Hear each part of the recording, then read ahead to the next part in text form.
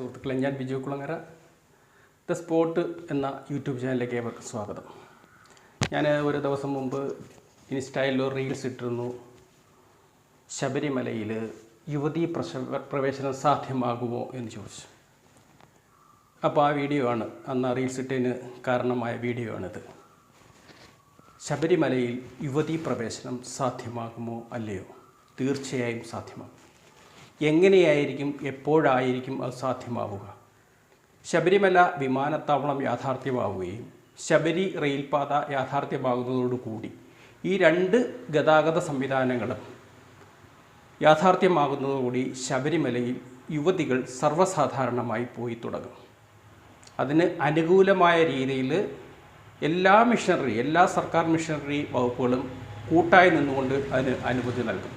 കേരള സർക്കാർ, കേന്ദ്ര സർക്കാർ, സുപ്രീം കോടതി, അങ്ങനെ എല്ലാ സംവിധാനങ്ങളും യുവതികൾക്ക് ശബരിമലയിൽ പോകുന്നതിന് അനുകൂലമായ നിലപാട് സ്വീകരിക്കും. ഇവിടെ പ്രധാനമായിട്ട് പൂർണ്ണമായും പിന്തുണ നൽകുന്നത് RSS സംഘടനകളായിരിക്കും, BJP സംഘപരിവാർ സംഘടനകളായിരിക്കും. എന്നാൽ അതിൽ ആദ്യം എതിരഭിപ്രായം NSS ഉയർത്തുമെങ്കിലും പിന്നീട് NSSും അനുകൂല തീരുമാനത്തിലേക്ക് എത്തും. എങ്ങനെയായിരിക്കും സ്ത്രീ പ്രവേശനം ശബരിമലയിൽ സാധ്യമാവുക? ഇതിൻ്റെ ഒരു പ്രവചനമാണ്. അതായത് ശബരി റെയിൽപാതയും ശബരിമല വിമാനത്താവളം യാഥാർത്ഥ്യമാകുന്നതോടുകൂടി യുവതികൾ ശബരിമല, അതായത് ആർത്തവകാലം കഴിയാത്ത സ്ത്രീകൾ ശബരിമലയിലേക്ക് പ്രവേശനം സാധിക്കും. അത് അവരെ കടത്തിവിടുന്നത് കരിമല, നീലിമല തുടങ്ങിയ ആ മല ചവിട്ടിക്കൊണ്ടായിരിക്കത്തില്ല യുവതികൾ ശബരിമലയിലേക്ക് പോകുന്നു. യുവതികൾക്ക് വേണ്ടി പ്രത്യേക ഒരു സമാന്തര പാത ഉണ്ടാകും.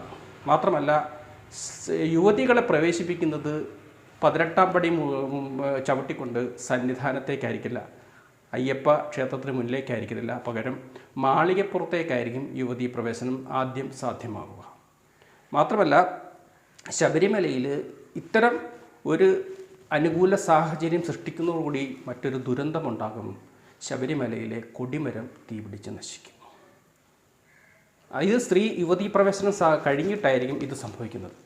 മാത്രമല്ല, ശബരിമല മാളികപ്പുറം ക്ഷേത്രം പുനരുദ്ധരിച്ച് എല്ലാ സൗകര്യങ്ങളും കൂടി യുവതികൾക്ക് കൂടുതൽ നേരം നല്ല രീതിയിൽ അവിടെ സ്ത്രീകൾക്ക് തൊഴുന്നതിന് വേണ്ടി, പിന്നെ ക്ഷേത്രം സന്ദർശിക്കുന്നതിനും വേണ്ടിയിട്ട് കൂടുതൽ സൗകര്യങ്ങൾ മെച്ചപ്പെട്ട രീതിയിൽ സൗകര്യങ്ങൾ ഏർപ്പെടുത്തും.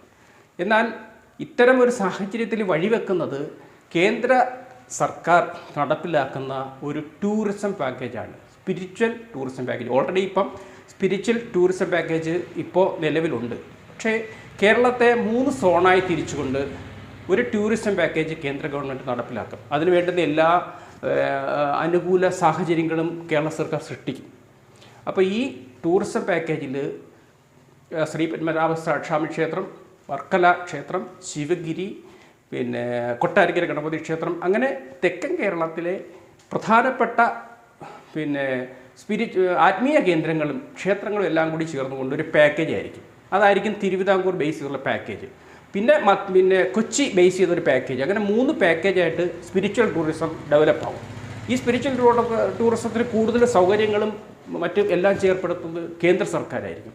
അപ്പം ഈ സ്പിരിച്വൽ ടൂറിസം യാഥാർത്ഥ്യമാകുന്നതോടുകൂടി വിമാനത്താവളവും ശബരി റെയിൽപാത യാഥാർത്ഥ്യമാകുന്നതോടുകൂടി ധാരാളം ഭക്തർ, വിദേശത്തു നിന്നും സ്വദേശത്തു നിന്നും ധാരാളം ഭക്തർ ശബരിമലയിലേക്ക് ഒഴുകിയെത്തും. അത് കേരളത്തിൻ്റെ സമ്പദ്ഘടനയ്ക്ക് വലിയൊരു ഗുണം ചെയ്യും.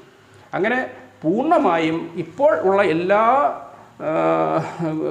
ഹിന്ദുക്കളെയും വിശ്വാസികളുടെയും എല്ലാം എതിർപ്പുകൾ ഇല്ലാതായി. അതായത് എന്താണ് പറയുന്നത്, ഒരു ഐസ് കട്ട നമ്മൾ പൊതു ഇടത്തിൽ വെച്ച് കഴിഞ്ഞാൽ എങ്ങനെ അരിഞ്ഞില്ലാതാവുന്നു, അതുപോലെ തന്നെ എല്ലാവരുടെയും മനസ്സിലുള്ള ഇപ്പോഴുള്ള എതിർപ്പുകളെല്ലാം ഇല്ലാതായിക്കൊണ്ട് ശബരിമലയിൽ യുവതീ പ്രവേശനം സാധ്യമാകും. പക്ഷേ ഇതിനൊരു മറുവശമുണ്ട്. മറുവശമെന്നല്ല പറയേണ്ടത്, പക്ഷേ ചില അപചയങ്ങളും ഇതിനോടൊപ്പം വന്നു ചേരും.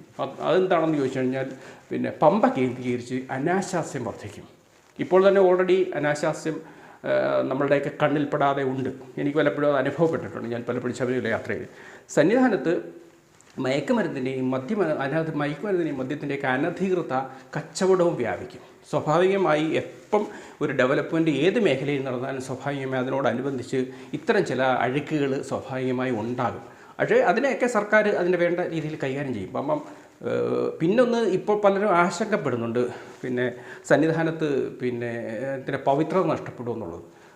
അതൊക്കെ നമ്മൾ ഇനി ഭാവിയിൽ കണ്ടറിയേണ്ട കാര്യങ്ങളാണ്. ഏതായാലും പിന്നെ ശബരിമലയിൽ യുവതീ പ്രവേശനം സർവ്വസാധാരണമാകും എന്നുള്ളതാണ് എനിക്ക് ഈ വീഡിയോയിലൂടെ ഒരു പ്രവചനം നടത്താനുള്ളത്. Thank you.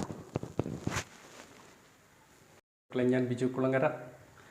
എൻ്റെ ദ സ്പോട്ട് എന്ന യൂട്യൂബ് ചാനലിലേക്ക് ഏവർക്കും സ്വാഗതം.